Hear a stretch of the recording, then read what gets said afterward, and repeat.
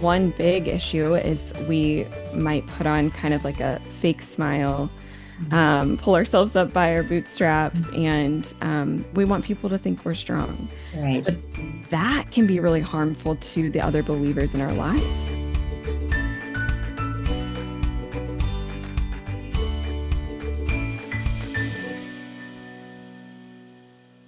Welcome to the Sublime Soiree podcast from Your Invited Ministries. The Sublime Soiree is a warm space where you are personally invited to slow down, to feel truly seen, and to draw closer to the God who has prepared a seat just for you at his table. Hi, everyone. You may have heard of the Sublime Soiree, but you might not have heard of Your Invited Ministries. Our name is changing, but our mission is not. We exist to help women experience steady joy, deeper faith, and a biblical communication and conversation with others and God around the table, building wonderful, meaningful community. And we are really happy to have a wonderful author here at the table with us today that we get to introduce to you. Brittany Lee Allen lives in Ohio, and she and her husband have two boys. They are members of Centerville Christian Fellowship, where Brittany is a member of the women's ministry. She also is the author of a book called Lost Gifts, Miscarriage, Grief, and the God of All Comfort. And she writes for various online ministries as well. But today, she is here so that we can talk about her brand new book called Free to Weep, Finding the Courage to Grieve and Embracing the God Who Heals. Welcome, Brittany. Thanks for having me. I'm excited to talk to you guys. We're excited to talk with you. Well, Brittany, before we get talking a little bit more about Free to Weep, we would like to get to know you a little bit more. Can you tell us about yourself? Yeah, so I guess I'll just share a little bit of my testimony maybe. Yeah. I did not grow up in a Christian home. So the Lord saved me out of just a really horrible childhood, and just early adult situation, when I was 21. Okay. And I'm 37 now, so you can do the math. I don't know how many years that is off the top of my head, but I've been walking with the Lord ever since. And just so grateful for him just kind of pulling me out of a lifestyle of sin. And yeah, I'm really grateful for that. And I've been married for, it'll be 13 years in August. And yeah, we have two boys. We have three babies in heaven. And then we were blessed to have our boys. And yeah, mostly just homeschooling and writing in the cracks of motherhood. Nice. How old are your boys, Brittany? 6 and almost 4. So Okay. we're about to have a birthday. Wonderful. Wonderful. Those are great ages. They're fun. I feel like I'm getting out of the toddler Uh-huh. stage, like, yeah, You kind of see are. the end of the tunnel, or the light at the end of the tunnel, of Yeah. just like more time. Right, Yes. right. That's true. That's true. So before we get into specifics on the book, I was wondering if you could give us a little bit of the backstory on what really inspired you to write this book. Yeah, so this book was something that a seed was planted about, I would say, 7 years ago. Okay. I guess now almost 8. And it was when my husband and I went through what we now know to be spiritual abuse at our previous church. And it really revealed to us a wrong view, a wrong theology of suffering. Like, this church had all their theological ducks in a row, but the orthopraxy was not there. Like, the working it out and living out the truths Mm-hmm. was not there regarding suffering. And so um, it it was really hard, and that kind of opened our eyes to a lot of things. And I started to see some of the lies that I had been taught and also had believed Mm-hmm. kind of trickled throughout Instagram and in blog posts, and like Yeah. just these kind of flippant statements we say that we don't really think through the implications of. Mhm. And I think that really my eyes were open to that, but the book wasn't ready. My heart had to Right. heal a Yes. lot. I had to really work through a lot before I think I was ready to write the book. Yeah. And so it was a really long process, but Mhm. here we are. Yeah. Yeah. At nearly the very beginning of the book, you write in the book, lies are best tackled by asking the right questions. And that was one of the reasons that you wrote the book. Can you share with us the questions you asked yourself and maybe others to combat people's misconceptions of grief and suffering? Yeah, so some of the questions that I wanted to tackle and that I began thinking through were things like about weakness. Like, is God ashamed of weakness? Like, is he looking down on me when I'm struggling Hmm. um, emotionally or even physically with like chronic pain and things like that? Are we like suffering well if we are experiencing times where we're depressed or downcast? Like, does that disqualify us from honoring the Lord in our suffering? Hmm. Um, I wanted to kind of think through the question of like, okay, we say a lot suffering is good, but is that the right way to talk about it? Like just Hmm. saying suffering is good without kind of explaining that it's actually God that's good in the Yes. midst of the suffering, not Yes. the suffering itself, right? Um, and I think also I think a lot of us, when suffering comes into our life or when it lingers, we can tend to start to wonder, like, are you punishing me? Like, is there Hmm. something that I am doing that I'm blind to Hmm. that you are allowing this to continue? And I wanted to kind of grapple with that question Hmm. because I think that's really common. There were so many more, but just things about like discontentment. Like, what's the difference between sadness and true discontentment? Hmm. Um, and then I end the book with like probably our biggest question, right? Which is like, am I alone in this? Like, Right. is God really here? Does he really care about my suffering? Hmm. Mhm. Great question. Mhm. You also talk about self-sufficiency, and really, self-sufficiency is something that the world sees really as a virtue. But you describe it differently. You say it's dangerous and even maybe a counterfeit gospel. Not maybe, you say that it is a counterfeit gospel. So I was wondering if you could explain what that phrase means, and then also just share with us, how does self-sufficiency hamper our ability to navigate suffering and grief? Yeah, so to take the first part of the question, I think it's in the world you see that we are constantly told to kind of place self at the center. Hmm. So like for human thriving, like to do well as a human, then we need to have good self-esteem. We need to be Hmm. satisfied within ourselves. We need to be self-sufficient. Like those are very common things that the Right. world teaches. And I think it's a counterfeit gospel because who should be at the center, right? Right. Christ. Right. Christ should be at the center. He is the only one who Yeah. is sufficient and all satisfying, and he is the one who should be esteemed highly. And so I think that that's kind of what I meant by that term. Yes. And then as far as navigating suffering and like this idea of self-sufficiency, um, I think when we are like acting in a sense of self-sufficiency in our suffering, we're not going to bring our concerns and our cares and our sorrows to God. And we're certainly not going to bring them to others. If Hmm. we're wanting to look strong, we might not ask for help.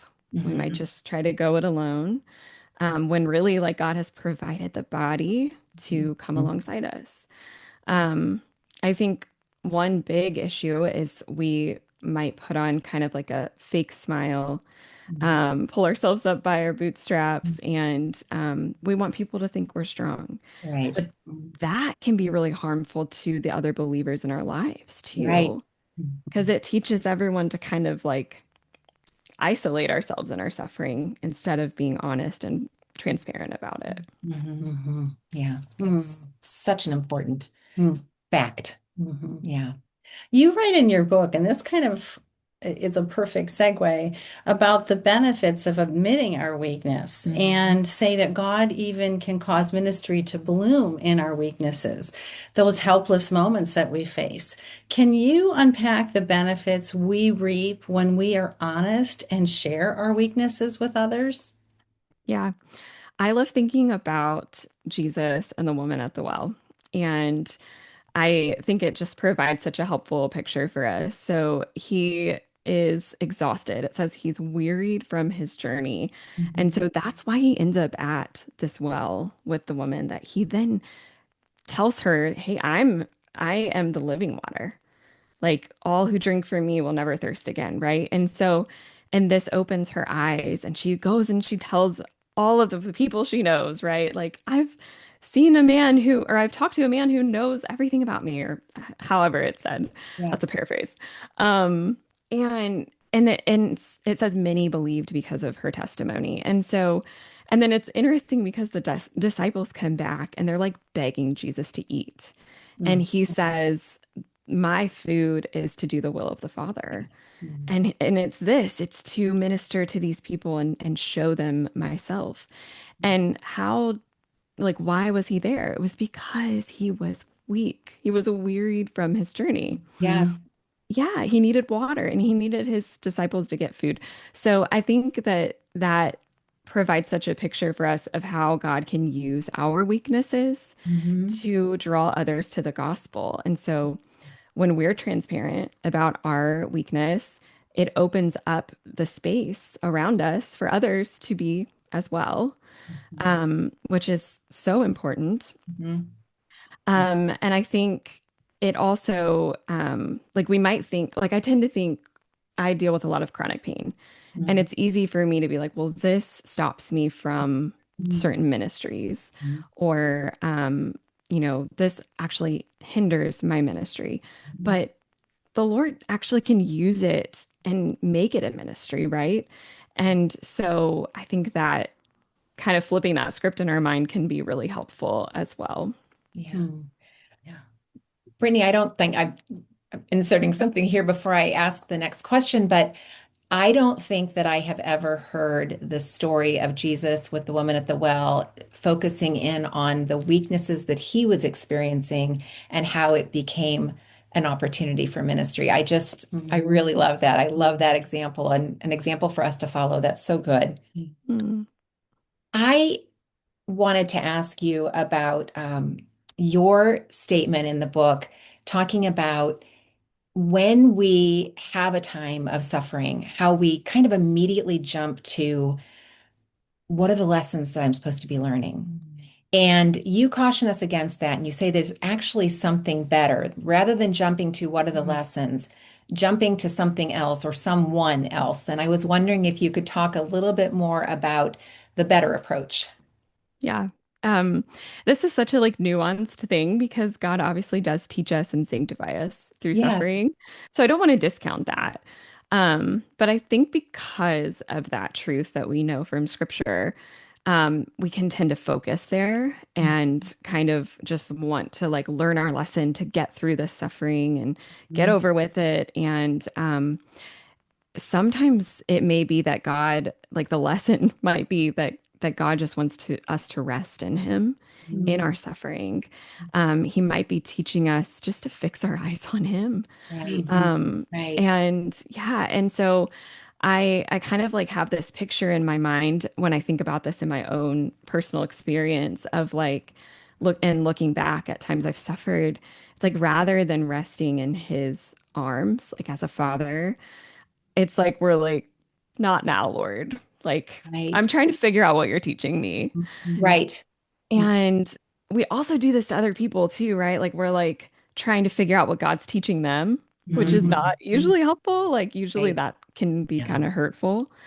And we're trying to be helpful. So, like, I don't want to make it sound like we're trying to be mean or something. Right. But yeah, I think even in that, it's like, let's point each other as believers to Christ. Mhm. Like, let's point to the hope of the fact that Jesus is with us in this suffering, Mhm. carrying us through, and Mhm. not necessarily fixing our eyes on what he's going to teach us because Yes. he'll teach us and it'll be great Hmm. and we'll grow from it. But that doesn't have to be like the focus. Hmm. Right. Mm. Right. I love that. You describe the difference between suffering because of personal versus because of general brokenness in the world, personal sin versus general brokenness. Can you talk to us a little bit about the difference, what you mean there? Yeah, so this is another nuance. I feel like every chapter I had to be so nuanced. It was tough.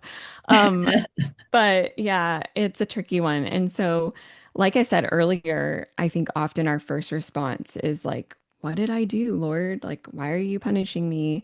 Is there some sin in my life? And I think that there's a place for wondering, well, first of all, he doesn't punish us. He has put all our punishment on Christ. There is no wrath left for us.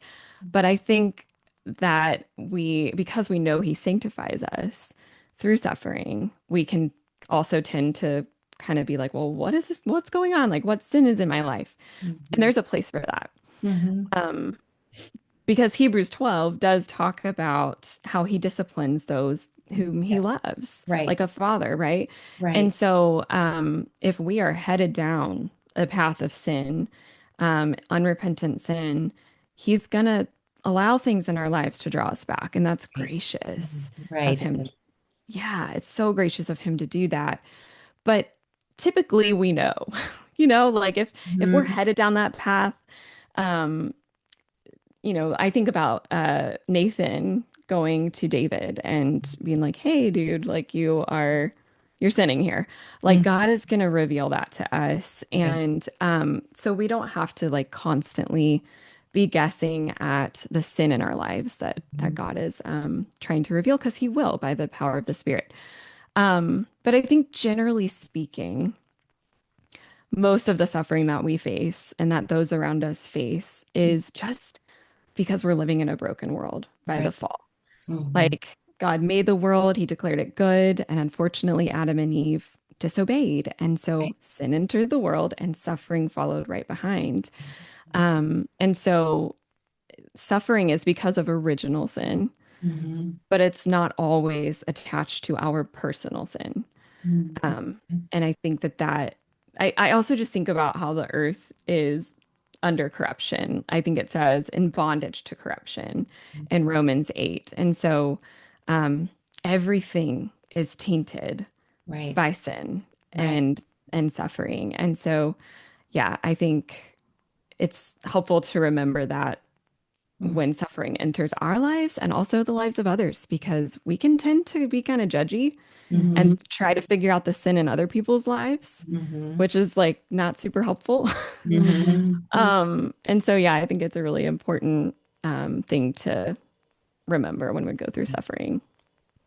I think Right. too, being in a broken world, sometimes we walk through suffering and we'll never know why we walk through suffering. Right. Sometimes there's a neat lesson somewhere Mhm. along the road or down the road, but sometimes we don't know Right. Yeah, Right. why. yeah, Yeah.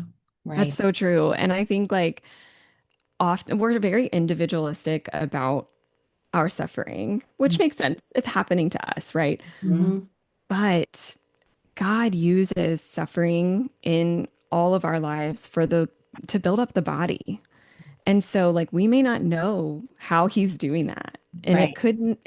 it might not even be about us, Right. you know? Right. It could Exactly. be about somebody across the world that we'll never even meet until heaven, that he's using it in their lives. So We have talked about that so often, how sometimes you're just in the middle of something and you might be literally on the outskirts of what he's of the center story that he's writing, but you're still affected. yeah, And but it's all part of his good Hmm. plan. So yeah, yes. So you write a really good quote. Bad theology about suffering, even if it's subtle, crushes image bearers of God. I just really that gave me quite a bit of pause. And I wondered if you could speak to the person who's in the midst of suffering right now and just what would you share with them? And also, what would you share with the person who's really wanting to help them in their suffering? yeah.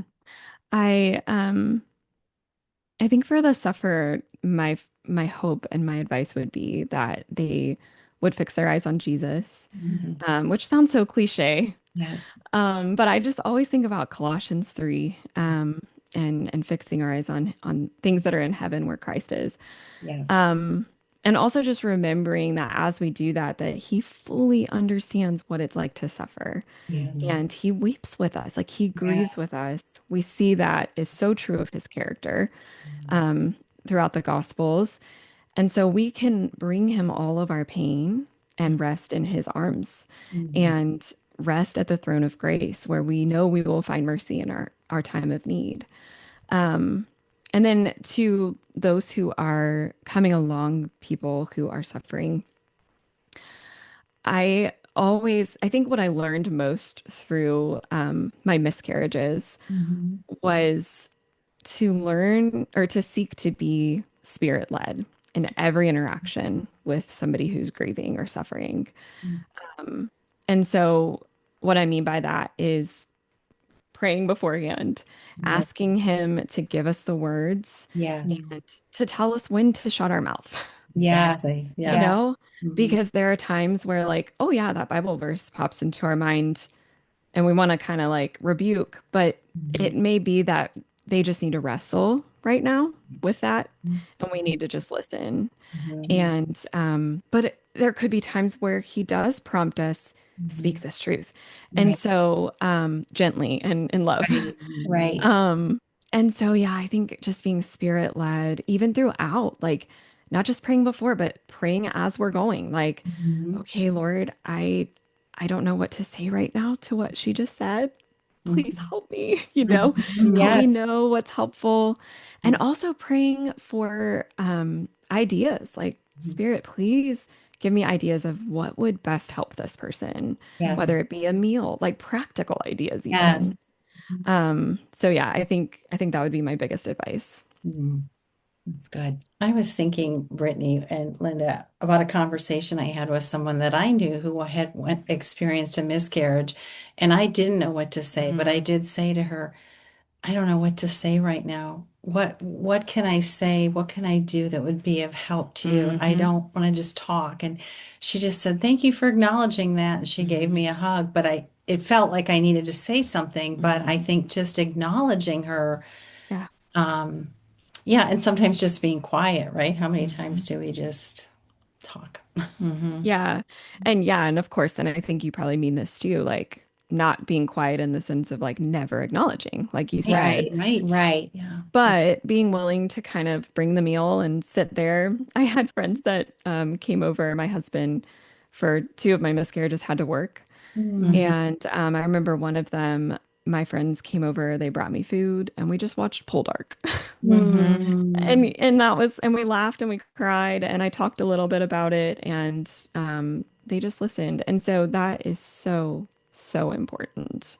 But you saying that, that would have comforted me, Mhm. like just being like, I really wish I knew what to say. Like Yes. that, just acknowledging that loss is so important. Mhm. mhm, Mhm. mm. Absolutely. You write that Jesus is our example of how to suffer well.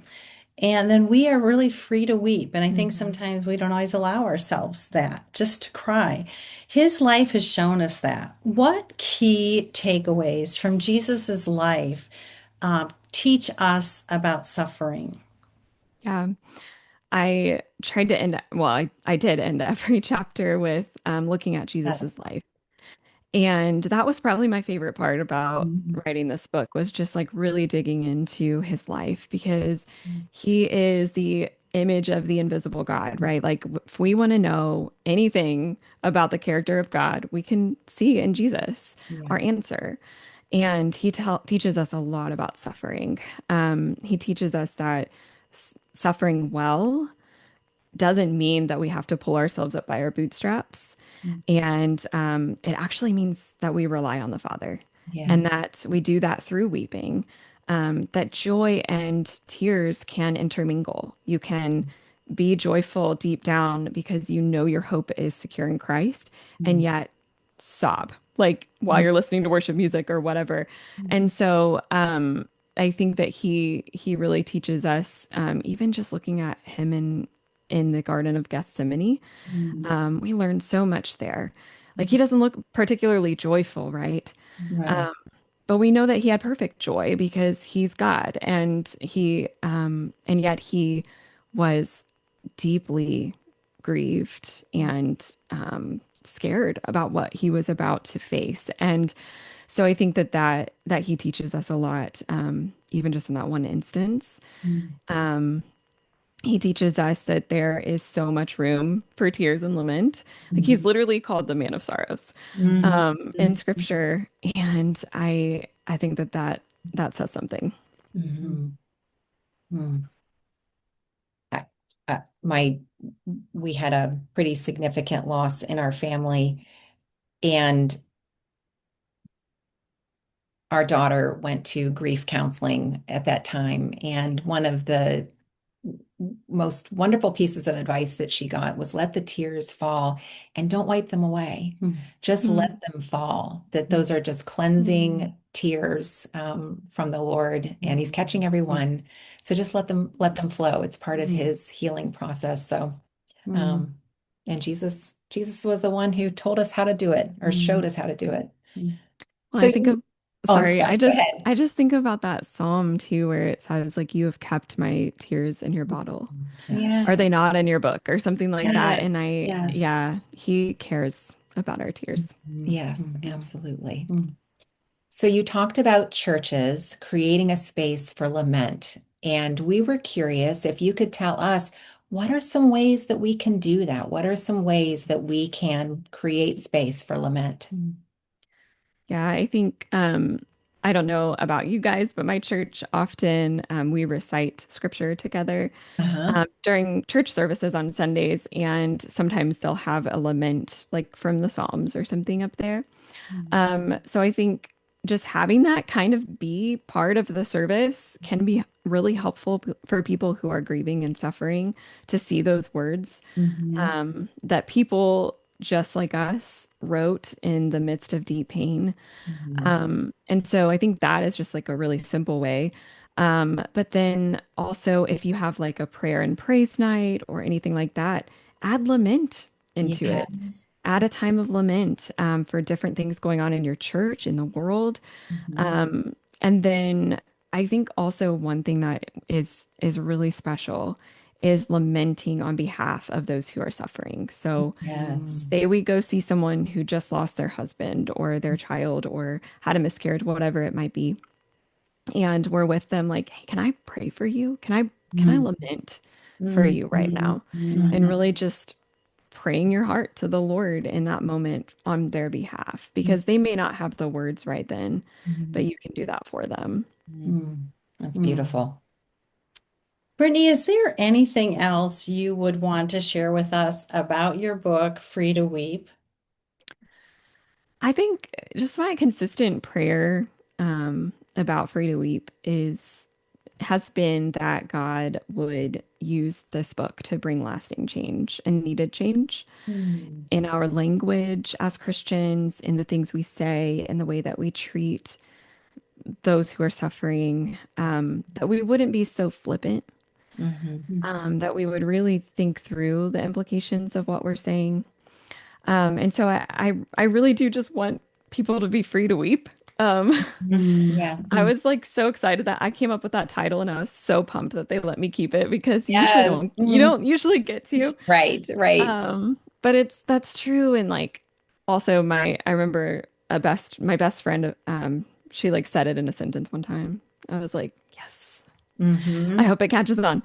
But Right. yeah, that's the goal, right? Like that people really would be free to weep and that we would free others to weep as well. Mhm.